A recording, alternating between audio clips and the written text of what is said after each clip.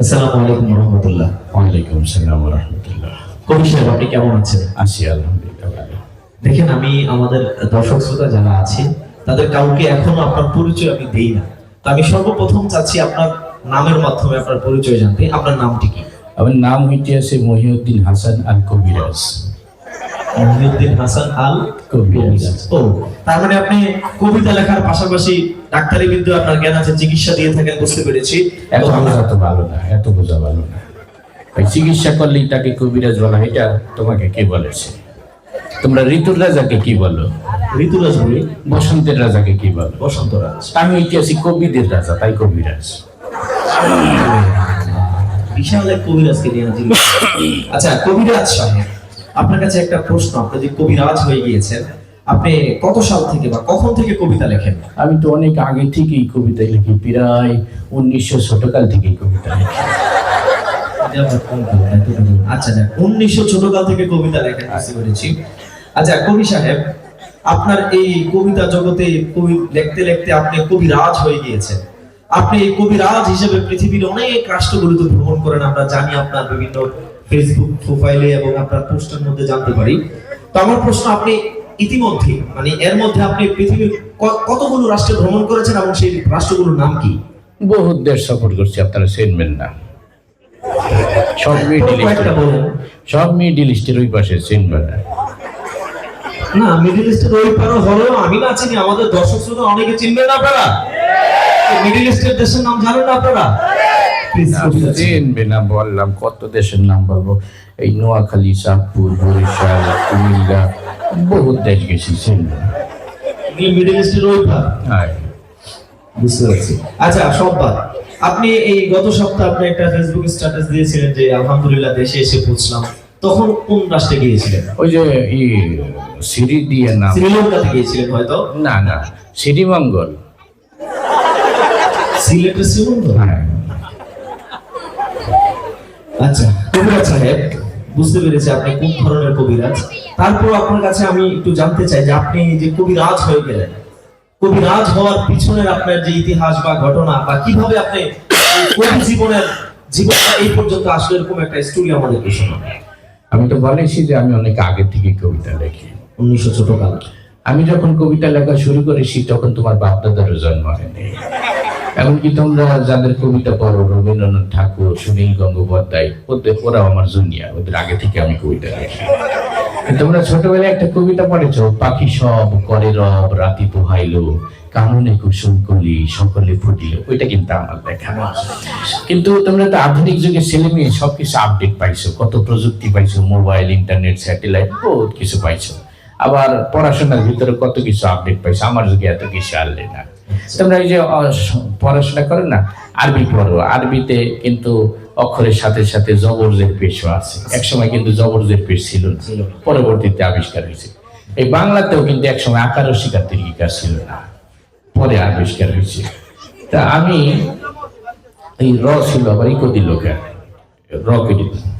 তো আমি যখন প্রথম কবিতা লিখি, ওই যে কবিতাটা বললাম, পাখি সব করে রব, রাতি পোহাইল, কাননে কুসুম কলি, সকালে ঘটিল, এটা যখন আমি প্রথম লিখি তখন আকার ও শিকার আবিষ্কার হয় নাই।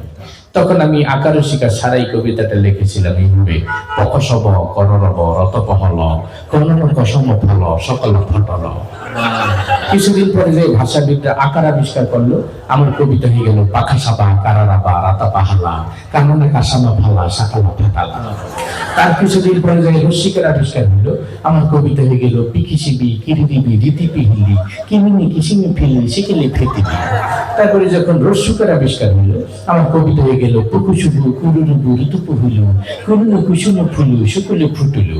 তারপরে যখন একার আবিষ্কার হলো, আমার কবিতা হয়ে গেল পেকেসেবে কেঁদে নেবে রেতে পেহলে, কেঁদে নে কেসেমে ফেলে সেকেলে ফেটেলে।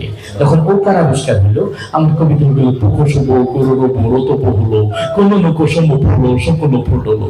যখন ওকার আবিষ্কার হলো, আমার কবিতা হয়ে গেল পৌ খৌ সৌ বৌ কৌ রৌ রৌ বৌ রৌ তৌ পৌ হৌ রৌ কৌ নৌ নৌ কৌ সৌ মৌ ফৌ রৌ সৌ কৌ রৌ ফৌ ফৌ। সবকিছু যখন আবিষ্কার কমপ্লিট হয়ে গেল, আমার কবিতাটাও কমপ্লিট হয়ে গেল। পাখি সব করে রব, রাতি পোহাইল, কাননে কুসুম কলি, সকলে ফুটিল। বাহ বাহ বাহ, সকলে বলি মারহাবা। আচ্ছা, মারহাবার পরে একটা প্রশ্ন আবার চলে আসছে আমার এবং আমার দর্শক শ্রোতাদের প্রশ্ন। আপনি যেহেতু 1900 ছোটকাল থেকে কবিতা লেখেন, তার মানে তখন তো অক্ষর মনে হয় আবিষ্কার হয় না, তখন আপনি কিভাবে কবিতা লিখছেন? এতক্ষণ তো আকার ও শিকারের ইতিহাস শুনাইলাম। যখন অক্ষরের আবিষ্কার হয়নি তখন আর কি দিয়ে লিখবো, তখন তো অক্ষর নাই। তাই তো। তখন এই কবিতাটা আমি লিখছিলাম ইশারা ইঙ্গিতে এইভাবে।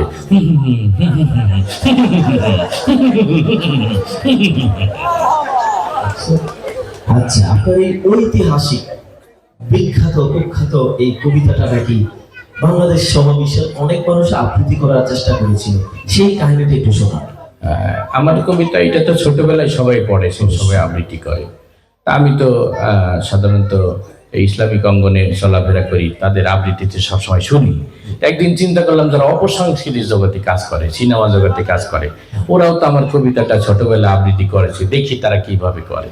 তো একদিন আমি এফডিসির ভিতরে গেলাম, ভিতরে গেট দিয়ে হান্দানোর পরে দেখি ডিপজল খাড়াই রয়েছে। তো তাকে যাই বললাম যে আমার এই কবিতাটা আবৃত্তি করে শোনান তো। তিনি আমার কবিতাটা আবৃত্তি করে শোনাইলেন, ও পাখি সব কর্তা ছিল, দুজন মিলে একটা কাননে কুসুম কমি, সব ঠান্ডে মান্ডে কোনো চলে গেছে। আমার কবিতাটা তো ভয়ঙ্কর না, আমার তো সাবলীল কবিতা, ফুল ফুটার কবিতা, রোমান্টিক হবে। আর একটু সামনে গেলাম, যাই দেখি মিশা সদকার খারাপ হয়েছে। এই মনিটর মনে হয় বন্ধ হয়ে গেছে, মাইকের আওয়াজ আসে না। তো মিশা সদকারকে বললাম যে তুমি একটু আবৃত্তি করো আমারটা। এখন ঠিক আছে, আল্লাহ রাসারা করিম না। তো মিশা সদকার আমার কবিতা আবৃত্তি করলে এইভাবে, পাখি সব করে রব, রাতি পোহালো, রাতি পোহালো, কাননে কুসুম কলে, সকলে ফুটিল। আমি গেলাম, তোরটা তোর বেশি ভয়ঙ্কর শোনা গেল, এত ভয়ঙ্কর কবিতাটা আমি লিখিনি। আমি ফুল ফুটার একটা কবিতা লিখছি, সুন্দর আবৃত্তি হবে। তার একটু সামনে যাই দেখি আমাকে দেশি এক ভাই খারাই রয়েছে, কাবিলা নাম। তাকে যাই বললাম যে কে তুমি একটু আবৃত্তি করো। সে আমার কবিতাটা আবৃত্তি করলেই হবে, পাখি সব ভর্তি আছে রব, রায় কমে গেছে স্যাত করিয়ে, আর কাননে কুসুম কলি, সব ফুটি গেছে ভ্যাত করিয়ে। তা আমি বললাম যে না, তোর আবৃত্তিটা মোটামুটি সুন্দর ছিল, কিন্তু মাঝখানে আবার স্যাত করিয়ে আর ভ্যাত করিয়ে কোন সময় আনবি, এটা আমি লেখি নেই। তাই বললাম না, তোরে দিয়ে হবে না, আর একটু সামনে যাই। আর একটু সামনে যে দেখি যে কথায় কথায় কান্নাকাটি করে একজন আসে না, ওমর সানি, ওকে, ও তো কানতে কানতে কয়, পাখি সব করে ন, রাতি পোহালো, কাঁদনে কুসুম কলে, সকলে ফুটিল। আমি বললাম তুই কান্দিস না, থাম, এটা কি কান্দার কবিতা নাকি? ফুল ফুটছে একটা আনন্দের কবিতা। তাই বললাম তোরে দিয়ে হবে না, আর একটু সামনে যাই, যাই দেখি মান্না খারাই রয়েছে। মান্নাকে যাই বললাম যে গেরু তুমি একটু আবৃত্তি করো। সে আবৃত্তি করলে, পাখি সব করে রব, রাতি পোহালো, আমরা যান রাতি পোহালো, কাননে কুসুম করে, সকলে ফুটিল। তা আমি গেলাম যে তোর ভয়েসটাও সুন্দর, আবৃত্তিটাও সুন্দর, কিন্তু মাঝখানে আবার আম্মা জান এরকম। আমি তো আম্মা জান লিখিনি। আমি বললাম তোর দিয়েও কাজ হবে না। আর একটু সামনে গেলাম, যাই দেখি ওই কথায় কথায় মারামারি করে একজন আসেন, অ্যাকশন হিরো রুবেল। ওকে গেছি, ও তো সেই টিমিতে কয়, পাখি সব করে রব, রাতি পোহালো, কাননে কুসুম করে, সকলে ফুটিল। আমি বললাম তুই থাম, তোর কাছে আমার কবিতাও নিরাপদ না, আমিও নিরাপদ না, কোন সময় একটা ঘুষি মেরিয়ে দিবি বলা যায় না। তাই বললাম যে থাক, এই চলচ্চিত্র অঙ্গনে আর আবৃত্তি শুনবো না, আমি একটু রাজনৈতিক অঙ্গন দিকে আবৃত্তি শুনে আসি। রাজনৈতিক অঙ্গনে হান দেখতেই প্রথমে দেখা আমাকে কাকুর সাথে, সবাই যাকে কাকু কাকু বলে ডাকে। কাকুকে যাই বললাম যে কাকু আপনি একটু আমার কবিতাটা আবৃত্তি করেন। সে তো আমার কবিতাটা দেখেই বলতেছে খেলা হবে। আমি গেলাম, খেলাধুলা পরে করে আগে আবৃত্তি করেন। তা তিনি আমার কবিতা আবৃত্তি করলেন, পাখি সব করে রব, রাতি পোহালো, এ নিয়ে রাজনীতি করার কিছু নেই, কাননে কুসুম কলি, সকলে ফুটিল, ফুল ফুটুক আর না ফুটুক, পদ্মা সেতু কিন্তু হয়েই গেল। আমি পেলাম যে দেখছো, আমার এত সুন্দর ফুল ফোটা কবিতার ভিতর উনি পদ্মা সেতু হান্দাই দিয়েছে। তাই বললাম যে না, আপনাকে দিয়ে কাজ হবে না, আমি একটু আপনার বিরোধী দলে চলে যাই। তো বিরোধী দলের যিনি ম্যাডাম মুরব্বী বেগম খালেদা জিয়া, ওনাকে যাই বললাম, ম্যাডাম আপনি একটু আবৃত্তি করেন তো। তো উনি সুন্দর করে আবৃত্তি করলেন এইভাবে, বিসমিল্লাহির রহমানির রহিম। প্রিয় দেশবাসী, আপনারা জানেন পাখি সব করে রব, রাতি পোহালো ইনশাল্লাহ, কাননে কুসুম কলি সকলে ফুটিবে, না ফুটিলে ঈদের পরে তীব্র আন্দোলন হবে ইনশাল্লাহ। আমি বললাম, দেখছো আপনি আমার এত সুন্দর কবিতার ভিতরে আবার আন্দোলন শুরু করে দিলেন কেন? এটা তো আন্দোলনের কবিতা না। যাই হোক, মোটামুটি এইভাবে সবার কাছ থেকে আবৃত্তি শুনে আপনাদের অনুষ্ঠানে আমি আসলাম। মাশাআল্লাহ মাশাআল্লাহ। কবি সাহেব, আপনার এই কবিতা জগতের ইতিহাস শুনে খুব মজা লাগলো। আমাদের অনুষ্ঠানে আপনি আসার জন্য, আমাদেরকে সময় দেওয়ার জন্য আমার পক্ষ থেকে, অনুষ্ঠানের পক্ষ থেকে এবং দর্শক শ্রোতাদের পক্ষ থেকে আপনাকে বিশেষভাবে ধন্যবাদ জানাচ্ছি। আপনাদেরকে অসংখ্য ধন্যবাদ। আপনাদের অনুষ্ঠানে আসতে পেরে আমি অনেক আনন্দিত এবং নিজেকে অনেক গর্ববোধ করতেছি, অনেক গর্বিত মনে হইতে আসছি। অসংখ্য ধন্যবাদ।